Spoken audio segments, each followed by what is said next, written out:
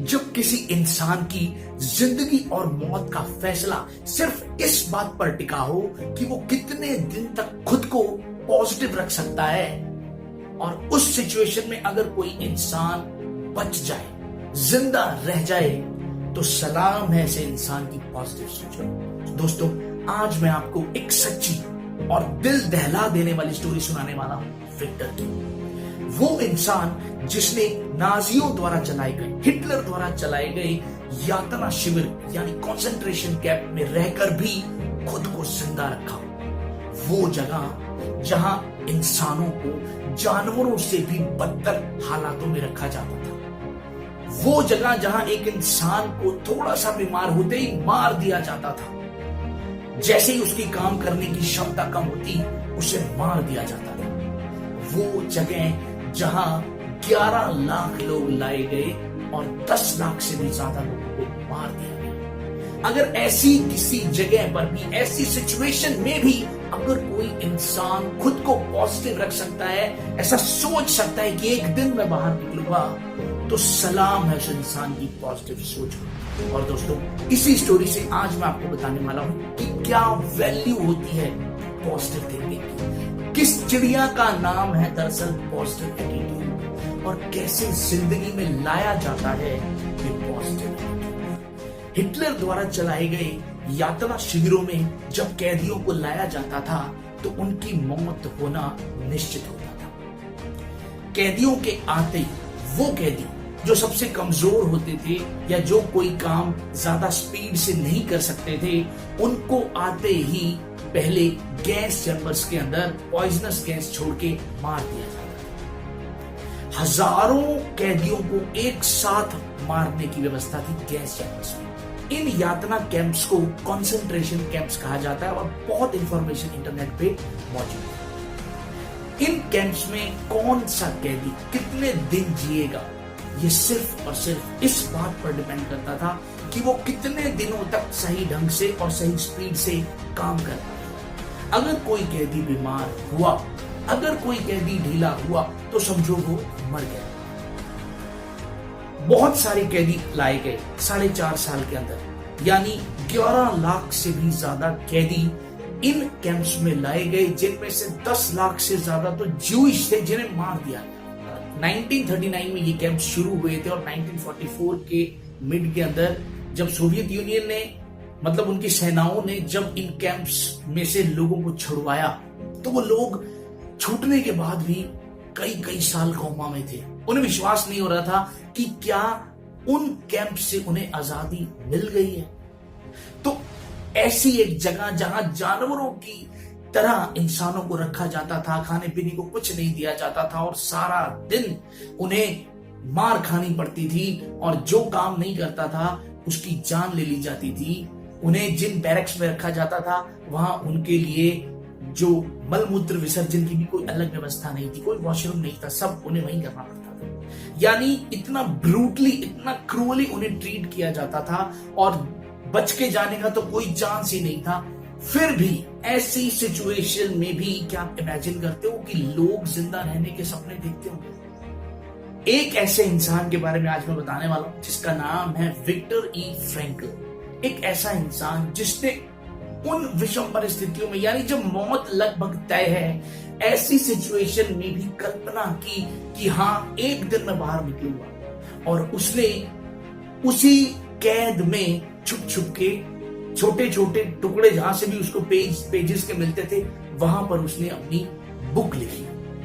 जब विक्टर का इंटरव्यू लिया गया, तब उसने बताया कि बहुत बहुत बुरा हाल था, और उसने नोटिस किया कि जो लोग अपनी फैमिली के बारे में, अपने रिलेटिव्स के बारे में बात करना बंद कर देते थे कि बाहर जाके मैं क्या करूंगा, मैं ऐसे जीऊंगा, वैसे जीऊंगा, जब लोग ऐसी बातें करना बंद कर देते थे, तो वो बीमार पड़ रहे थे और उन्हें मार दिया जाता था।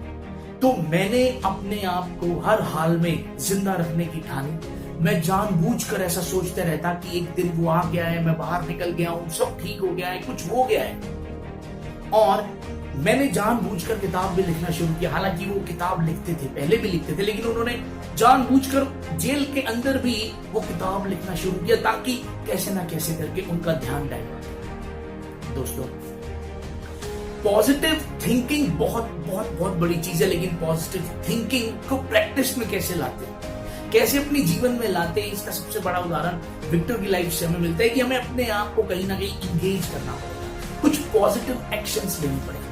Positive actions along with positive thinking bring positive results, यानी कुछ पॉजिटिव करना भी पड़ता है पॉजिटिव सोचने के साथ। तो उन्होंने ऐसा किया, अपने आप को डिस्ट्रैक्ट किया उस थॉट से कि मैं मरने वाला हूं, मैं मरने वाला हूं। उन्होंने नहीं ये सोचा, उन्होंने सोचा कि नहीं मैं जीऊंगा, मैं बाहर निकलूंगा एक दिन, और वो ऐसा कर पाए। सो गाइस, पॉजिटिव थिंकिंग क्या चीज है?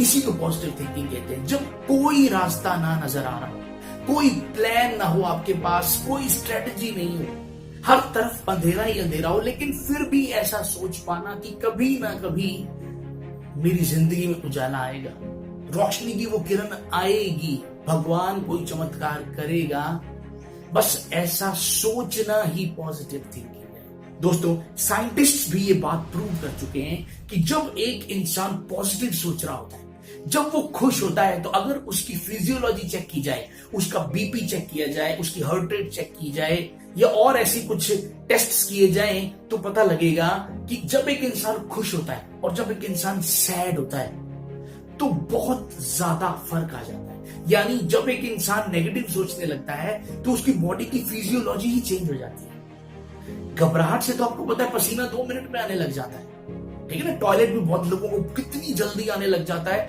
भूख खत्म हो जाती है। सिर्फ क्यों? सिर्फ माइंड में जब थॉट्स अजीब से आने लग जाते हैं, और जब थॉट आप अच्छे लेते हो तो सब कुछ अच्छा लगता है, सब कुछ ओके लगता है। मुझे पता है दोस्तों कि जब कोई प्लान नहीं, जब कोई स्ट्रेटजी नहीं, जब कुछ समझ नहीं आ रहा, तो कैसे हम अपने आप को विश्वास दिलाएं कि ये सब ठीक होगा। दोस्तों, हर किसी की लाइफ में कोई ना कोई चमत्कार जरूर हुआ, ऐसा कुछ भी जिसे खुद सोचकर आपको ऐसा लगता है कि हाँ, ये काम बस कुदरत के बस का ही था, ये काम मेरे बस का नहीं था, यानी भगवान का कोई चमत्कार था जो उस वक्त ऐसा हुआ। तो आप अपने आप को बार बार यही दिलासा दो कि अगर उस वक्त मेरे साथ कुछ अच्छा हो सकता था, तो आगे भी होगा, अब भी होगा, और मेरे दिन बदलेंगे, ये सिचुएशन से मैं निकल जाऊंगा। और अपने आप को आप पॉजिटिव रखिए, हर हाल में पॉजिटिव रखिए। जितने भी लोग आज महामारी की वजह से मर रहे हैं ना, उसमें से 50% से ज्यादा लोग वो हैं जो नेगेटिव थॉट्स मन में ला रहे हैं। वो यही सोचते हैं कि अब मेरी फैमिली का क्या होगा। वो यानी वो जो कुछ सोच रहे हैं वो अपने बाद वाला सोच रहे हैं कि मेरे बाद ये कैसे होगा, मेरे बाद वो कैसे होगा। क्यों ना आप उन्हें बार बार यही कहें कि आप ये सोचो कि जैसे ही ठीक होके यहां से निकलोगे तब क्या करोगे, जैसे ही आप हॉस्पिटल से ठीक होके निकलोगे आपको ये करना है, आपको वो करना है, आपको ऐसा करना है, आपको वैसा करना है। Think positive. अगर आप पॉजिटिव सोचोगे तो ही पॉजिटिव आप रहोगे।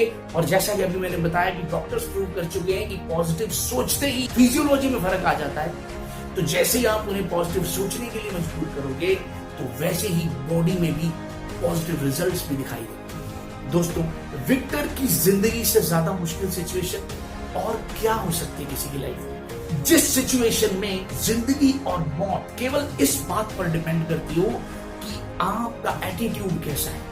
यानी अगर आपने पॉजिटिव सोचा तो आप जिंदा रहोगे, और अगर आपने नेगेटिव सोचा तो आप मर जाओगे।